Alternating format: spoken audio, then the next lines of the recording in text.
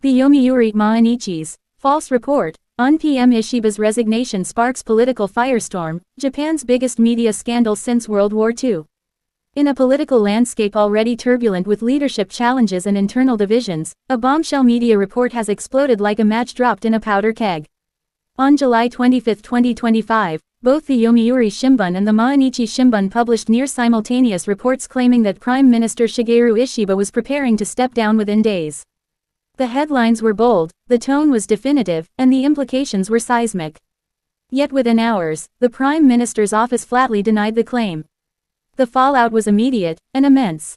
Not only did the alleged false report send markets into turmoil and spur confusion in diplomatic circles, but it also triggered what may now become Japan's most serious media credibility crisis in the post-war era.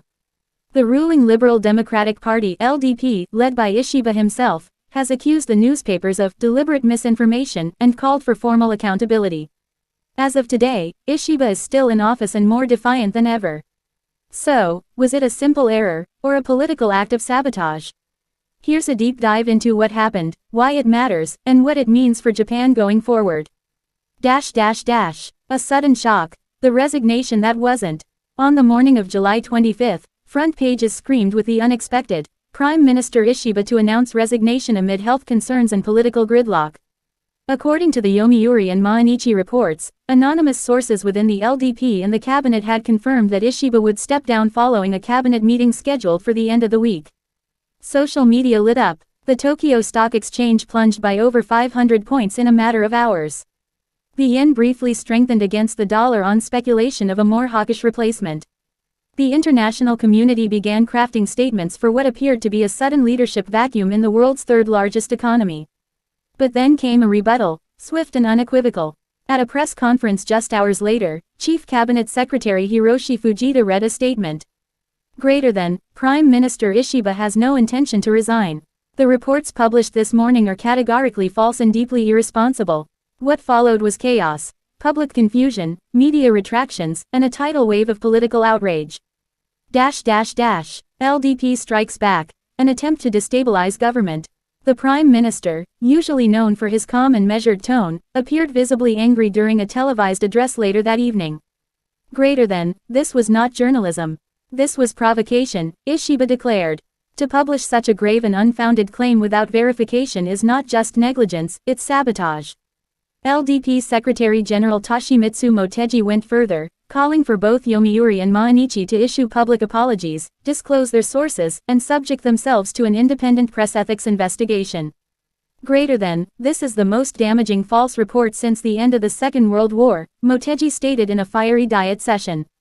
Markets were rocked, our allies were alarmed, citizens were misled, the damage is incalculable. Several conservative lawmakers have even proposed that the LDP file a formal complaint with the Japan Newspaper Publishers and Editors Association, urging sanctions or at least formal censure of both publications. Media defense. Multiple sources confirmed the information. In response to the avalanche of criticism, both Yomiuri and Mainichi issued statements on July 26 defending their journalistic process. They claimed their reporting was based on multiple credible sources, within both the ruling party and the cabinet secretariat. They admitted no wrongdoing but did acknowledge that circumstances appear to have changed after our report went to press. This explanation has only added fuel to the fire. Opposition parties have pounced on the incident, accusing the LDP of attempting to stifle press freedom while simultaneously criticizing the papers for triggering unnecessary chaos. The Constitutional Democratic Party of Japan called for a full diet hearing into the matter. Meanwhile, political analysts remain split. Was the article a legitimate leak that was strategically reversed? Or was it a preemptive misinformation campaign meant to trigger a self-fulfilling prophecy? Political intrigue, internal enemies and shadow campaigns. Speculation has swirled around whether factions within the LDP may have orchestrated the leak to weaken Ishiba ahead of the upcoming party leadership race this September. Despite his popularity with the public, Ishiba has long been a controversial figure within the LDP, particularly among the more hawkish or nationalist elements.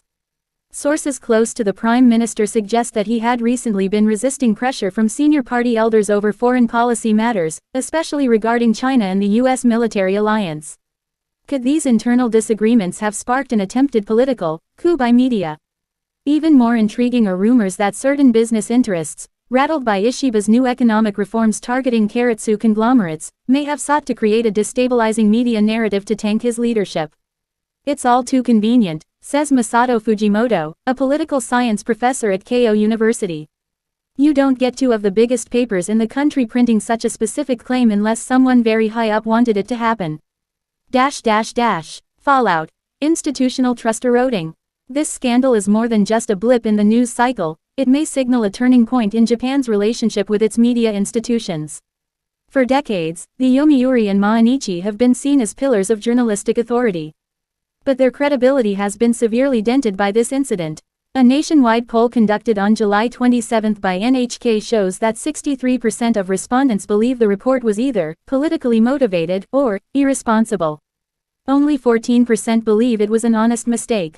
The Japan Press Council has issued a brief statement urging all outlets to reaffirm their duty to verify sensitive political information, but stopped short of directly criticizing the newspapers involved. Meanwhile, PM Ishiba's approval rating, far from falling, has actually ticked upward by 3%, suggesting a public backlash against what is seen as media overreach. What's next? Protests, investigations, and potential lawsuits. In a rare move, thousands of LDP supporters gathered outside Yomiuri's Tokyo headquarters on the evening of July 26, waving banners reading, "Ishiba Gambair" and "Fake news won't decide RPM." The protest remained peaceful but clearly rattled the media establishment.